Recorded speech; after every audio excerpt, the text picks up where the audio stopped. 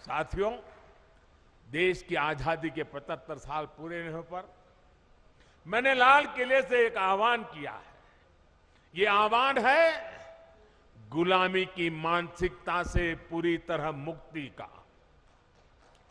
आजादी के इतने वर्षों के बाद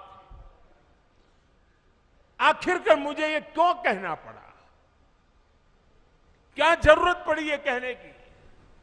ऐसा इसलिए क्योंकि हमारे देश को गुलामी की मानसिकता ने ऐसा जकड़ा हुआ है कि प्रगति का हर कार्य कुछ लोगों को अपराध की तरह लगता है। या तो गुलामी के तराजू से प्रगति के काम को तोला जाता है। इसलिए लंबे समय तक हमारे यहां अपने आस्था स्थलों के विकास को लेकर एक नफरत का भाव रहा।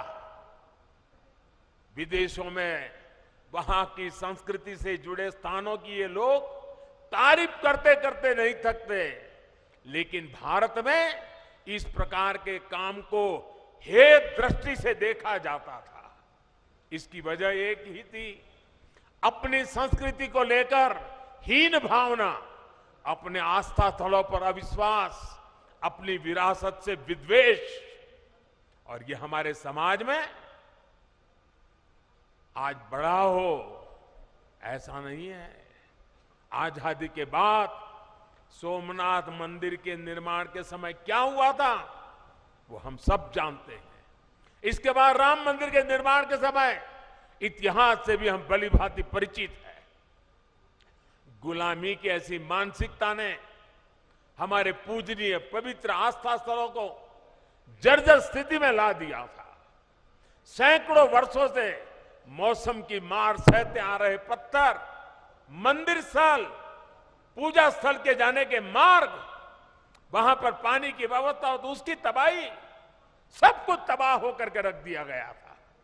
आप याद करिए साथियों, दशकों तक हमारे आध्यात्मिक केंद्रों की स्थिति ऐसी रही, वहां की यात्रा जीवन की सबसे कठिन यात्रा बन जाती थी।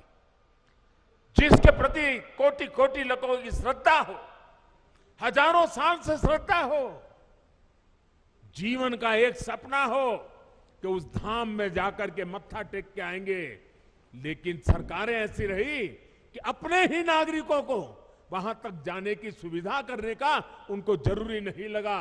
पता नहीं कौन सी गुलामी की मानसिकता ने उनको जकड़ के रखा था। यह अन्याय था कि नहीं था भाइयों? यह अन्याय था कि नहीं था? ये जवाब आपका नहीं है, ये जवाब 130 करोड़ देशवासियों का है। और आपके इन सवालों का जवाब देने के लिए ईश्वर ने मुझे ये काम दिया है।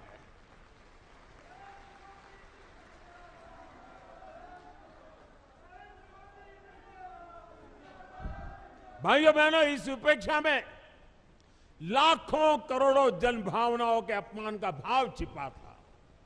इसके पीछे पिछली सरकारों का निहित स्वार्थ था। लेकिन भाइयों और बहनों, ये लोग हजारों वर्ष पुरानी हमारी संस्कृति की शक्ति को समझ नहीं पाए। वो ये भूल गए कि आस्था के केंद्र सिर्फ एक ढांचा नहीं, बल्कि हमारे लिए ये प्राण शक्ति है, प्राण वायु की तरह है। वो हमारे लिए ऐसे शक्तिपुंज है जो कठिन से कठिन परिस्थितियों में भी हमें जीवंत बनाए रखते हैं। उनकी गौर उपेक्षा के बावजूद ना तो हमारे आध्यात्मिक केंद्रों का महत्व कम हुआ, ना ही उन्हें लेकर हमारे समर्पण भाव में कोई कमी आई। और आज देखिए, काशी, उज्जैन, अयोध्या, अनगिनत ऐसे श्रद्धा के केंद्र अपने गौरव को पुनः प्राप्त कर रहे हैं। केदारनाथ, बद्रीनाथ, हेमकुंड साहब, वे भी श्रद्धा को संभालते हुए आधुनिकता से उसकी सुविधाओं से जोड़ा जा रहा है। अयोध्या में इतना भव्य राम मंदिर बन रहा है। गुजरात के पावागढ़ में मां कालिका के मंदिर से लेकर देवी विंध्याचल के कॉरिडोर तक भारत अपने सांस्कृतिक उत्थान का आह्वान कर रहा है। आस्था के इन केंद्रों तक पहुंचना अब हर श्रद्धालु के लिए सुगम और सरल हो रहा है।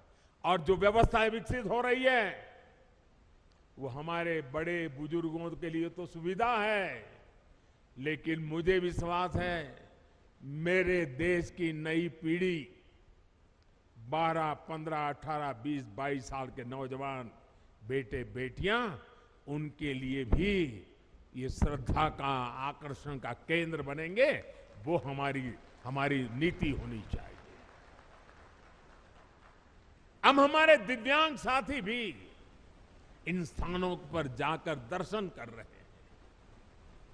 मुझे याद है मैंने जब गिरनार में रोपवे बनाया, 80-80 साल के माता पिता ऐसे बुजुर्ग लोग वहां आने के बाद मुझे चिट्ठी लिखते थे कि कभी सोचा नहीं था कि गिरनार पर्वत पे जाकर के तीर्थ क्षेत्रों की हम पूजा दर्शन कर पाएंगे। आज वो इतने आशीर्वाद दे रहे। एक रोपवे बनाया। साथियों, इस ताकत को कई लोग पहचान ही नहीं पाते। आज पूरा देश अपने आध्यात्मिक केंद्रों को लेकर गर्व के भाव से भर गया है। उत्तराखंड की ये देवभूमि स्वयं इस परिवर्तन की साक्षी बन रही है।